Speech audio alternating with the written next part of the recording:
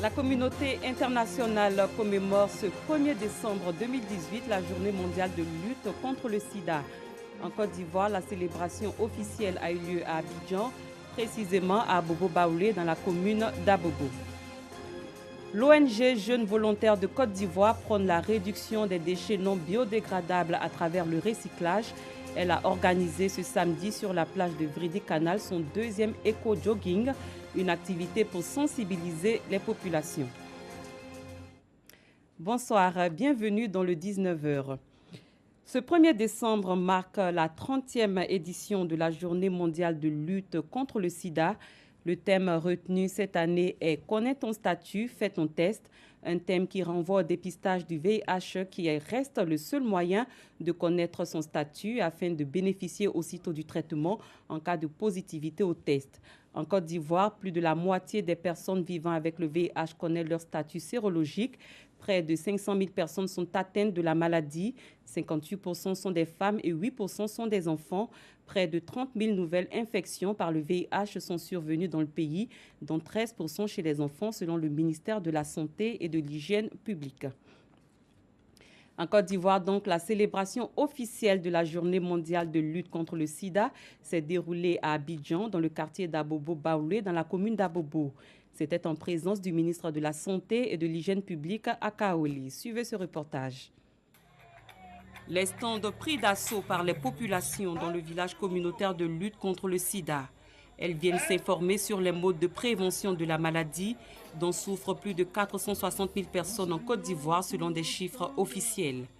Le port du préservatif pendant tout rapport sexuel et l'abstinence sont enseignés aux visiteurs. On est heureux de savoir que les gens cherchent toujours à avoir l'information et que le VIH-Sida, comme on le dit sur nos slogans, tout le monde recherche toujours l'information, donc tout le monde est concerné. Les 3 jours ont été profitables, les 3 jours ont été nécessaires, c'est une satisfaction. J'ai appris qu'en fait, pour s'abstenir contre le VIH-Sida, il y a les préservatifs pour lutter contre le sida. Elle m'a dit, pour lutter contre le sida, nous devons nous protéger, porter des préservatifs lors des rapports sexuels.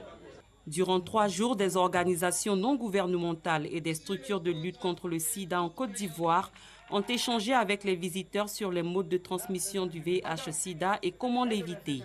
Une belle expérience selon les participants. Il y a eu de l'affluence. Les gens sont venus se renseigner sur les activités, les missions du FNLS. Parce que nous, nos missions, ça consiste à la mobilisation de ressources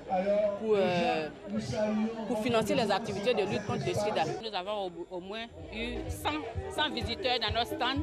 Ils sont venus, nous leur avons parlé de l'ANADER, qui est l'Agence nationale d'appui au développement rural, qui est un programme de lutte contre les pandémies. Quand on parle de pandémie, il y a le VIH-Sida, les IST, il y a la tuberculose, il y a la santé de la reproduction. Le village communautaire d'Abobo-Baoulé a abrité la célébration officielle de la Journée mondiale de lutte contre le sida ce 1er décembre 2018. Le ministre de la Santé et de l'Hygiène publique, après la visite des stands, a exhorté les populations à connaître leur statut en faisant le test du sida. Faire le test et connaître son statut lié au VIH renforce la prévention primaire à travers le conseil associé. Cela permet aussi d'accéder au traitement antirétroviral qui, bien suivi, aboutit à la réduction du risque de transmission et conduit surtout au stade de suppression virale. Un message appuyé par les organisations de lutte contre le sida et les partenaires de la santé. Pour eux, la lutte contre cette pathologie doit être une affaire de tous. Le ministère de la Santé et de l'Hygiène publique s'est fixé comme objectif 1% de taux de prévalence du sida en 2020 contre 3,7% en 2017 dans le pays. La célébration de la Journée mondiale de lutte contre le sida est donc l'occasion d'inviter les populations à s'impliquer dans la lutte en vue de vaincre la maladie qui infecte 1 800 000 personnes par an dans le monde, selon l'Organisation mondiale de la santé. Et dans le cadre de la Journée mondiale de lutte contre le sida, l'ambassade des États-Unis en Côte d'Ivoire a organisé une conférence à l'université Félix Houphouët-Boigny à Cocody. Elle avait pour but la sensibilisation des populations aux méfaits de cette pathologie. Les États-Unis d'Amérique vont apporter un soutien financier à la Côte d'Ivoire pour faire reculer le sida. C'est ce que nous disent Awa Diaby et Dangui Dangui. Le VIH-Sida est toujours à l'origine de nombreux décès à travers le monde. En Côte d'Ivoire, les USA poursuivent leur combat pour faire reculer la pandémie. L'ambassade des États-Unis à Abidjan a donné il y a quelques jours une conférence sur la pandémie à l'université Félix Houphouët-Boigny. Objectif des Américains, sensibiliser les populations, notamment les plus jeunes, au VIH-Sida. Initié par le gouvernement américain dans le cadre de la lutte contre le VIH-Sida, le PEPFAR, plan d'urgence présidentiel de lutte contre le sida, revendique un bilan positif. On a pu dépister 2 300 000 personnes et parmi ces gens, on a dépisté 663 000 femmes enceintes. Les femmes enceintes sont particulièrement vulnérables et c'est important de cibler des femmes enceintes pour pouvoir chercher les enfants, les nouveau-nés. Ensuite, parmi ces gens, on a pu maintenir en traitement antirétroviral presque 250 000 personnes sur traitement antirétroviral. Et en plus, on a servi 260 000 orphelins et enfants vulnérables. Les Américains n'entendent pas s'arrêter en si bon chemin. Ils promettent de mettre la main à la poche pour faire reculer le VIH-Sida. PEPFAR, c'est un programme d'urgence. Ce n'est pas un programme de développement. Donc, il est vraiment important que la Côte d'Ivoire prise en charge une partie des coûts, des frais pour la lutte contre le VIH-Sida. Selon les experts, plus de 16 millions de vies sont sauvées grâce à la générosité du peuple américain à travers le PEPFAR. Et près de 13 pays fortement touchés par le VIH-Sida sont sur le point de parvenir au contrôle de l'épidémie d'ici 2020. Une ONG de jeunesse dénommée les Jeunes Volontaires de Côte d'Ivoire, en collaboration avec 10 autres organisations, a tenu aujourd'hui l'éco-jogging, une activité pour sensibiliser la population à la réduction des déchets non biodégradables à travers le recyclage. Elle a eu lieu ce matin à la plage de Vridi-Canal dans la commune de Port-Bouy. Awa Diaby et Dangui Dangui y étaient également. Installé à quelques mètres du balai des vagues de la mer, Koné fabrique une toiture avec des semelles de chaussures ramassées sur cette plage de Vridi-Canal. Je suis en train de faire un tapis pour pouvoir fermer en haut de un hangar. Sa façon en lui de recycler ses chaussures et lutter contre les tonnes d'ordures que la mer jette chaque jour sur la plage. Ces plastiques ne se détruisent pas vite. Okay, donc, comme on en a en stock, il faut trouver un module pour le revaloriser. C'est pourquoi nous mettons ça pour pouvoir faire des hangars où on peut s'abriter pour mener nos activités.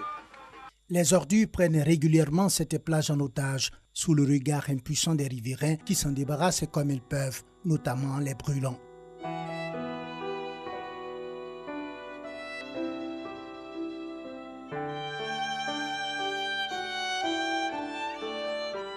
Ce samedi 1er décembre 2018, une cinquantaine de jeunes entreprennent de libérer cette plage de Vridi-Canal de ses ordures. La faune est aussi sale parce que les gens jettent les choses n'importe comment dans l'eau, dans les endroits où l'eau vient et va avec les objets. Et ça fait que cette plage est toujours sale et c'est toujours sale sans que l'homme n'a pas pu conscience de lui-même. Une plage qui est remplie de déchets, on peut dire que c'est un danger pour la population. Donc de ce fait, la population doit s'impliquer à aménager cette plage-là, de telle sorte que la population soit en bonne santé. Cette opération de nettoyage s'inscrit dans le cadre de l'éco-jogging Acte 2, une initiative des jeunes volontaires de Côte d'Ivoire pour sensibiliser les populations. Nous voulons mener une action de sensibilisation des populations et leur dire que lorsque la plage est sale, ce n'est pas bon pour notre santé, ça nuit pour notre santé. Mais lorsque le littoral est propre, cela va dans le bon sens de notre santé. Lorsque nous prenons les ordures, nous les remettons à une structure qui se charge de transformer ces ordures en une matière qui peut être réutilisable. En s'attaquant ainsi à l'insalubrité des plages de Vridi-Canal, les jeunes volontaires de Côte d'Ivoire entendent inculquer aux populations l'habitude de réduire les déchets non biodégradables à travers le recyclage. Direction Yamoussoukro, la capitale politique ivoirienne abrite une rencontre.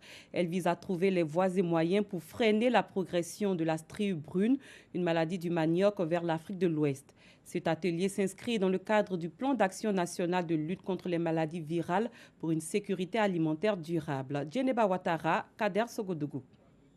Le manioc constitue un aliment de base pour près de 800 millions de personnes dans le monde, dont 500 millions en Afrique. Les produits dérivés multiples du manioc, notamment l'attiqué, font l'objet de consommation et de commerce sous-régional. Malgré ses atouts, cette culture est confrontée à plusieurs contraintes. Au nombre de celles-ci, les maladies de la mosaïque africaine CMD et de la striue brune du manioc CBSD qui sévit en Afrique de l'Est et du Centre.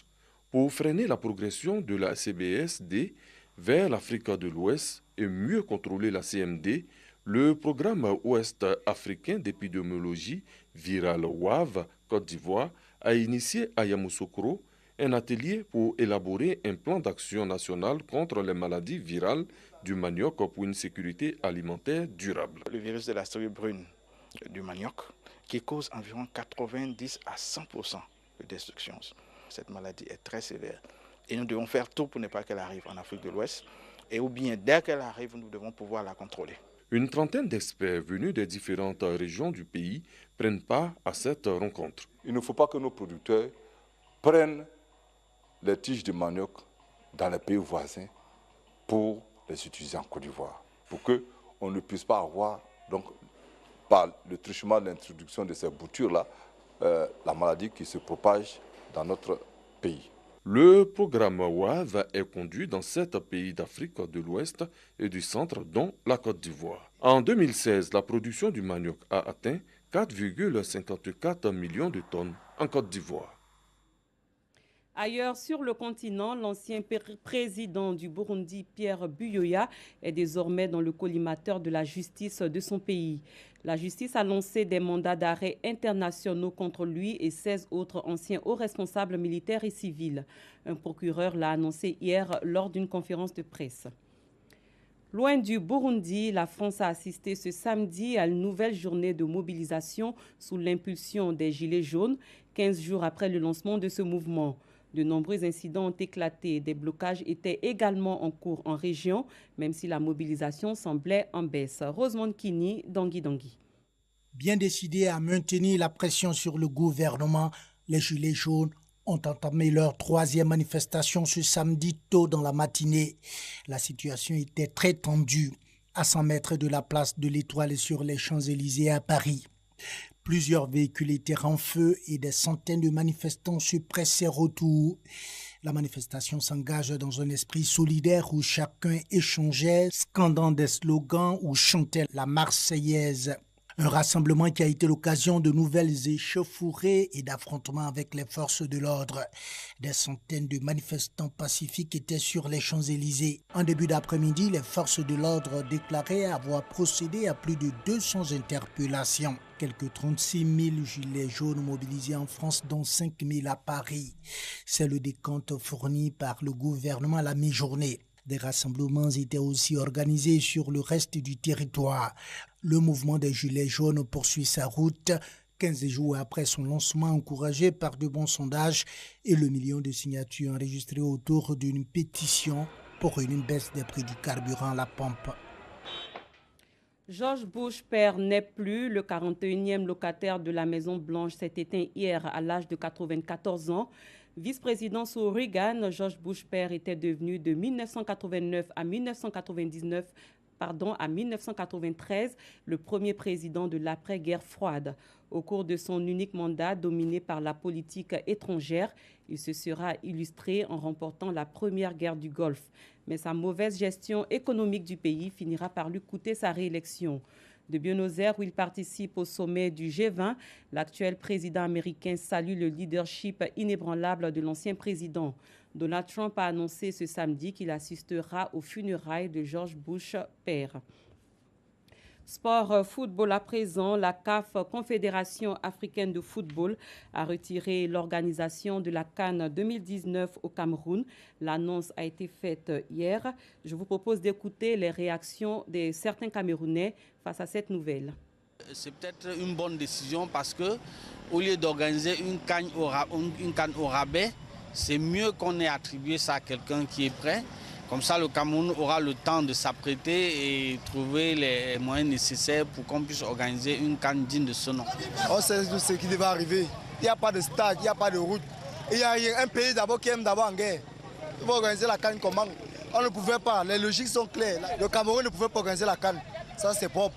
Parce qu'il n'y a pas d'infrastructure, il n'y a pas de stade, il n'y a pas de route, il n'y a pas d'hôtel, il n'y a pas d'hôpitaux. Je veux tirer un coup de chapeau à Samuel Eto'o, qui s'est battu corps et âme pour que cette coupe, cette CAN soit organisée. Mais c'est une très grande déception. Le gouvernement ici, au Cameroun, nous manquons de tout. Ce n'est pas que nous ne manquons pas, c'est un manque de volonté. Il y a assez de moyens au Cameroun. C'est un manque de volonté. Le président Ahmed Ahmed, c'est quelqu'un qui est vraiment strict sur ses décisions. Si ça ne va pas, ça ne va pas. Dès le départ, moi, je savais qu'il allait retirer la CAN. Il n'y avait rien sur ça. Donc, je suis vraiment très fier qu'on a retiré la CAN au Cameroun. Ça va vraiment faire réfléchir le gouvernement de Yaoundé. Il faut se mettre vraiment au travail. Là, peut-être on pourra même 2021 ou 2023 d'organiser. Fin de cette édition. Merci de l'avoir suivi. Très bonne soirée. Au revoir.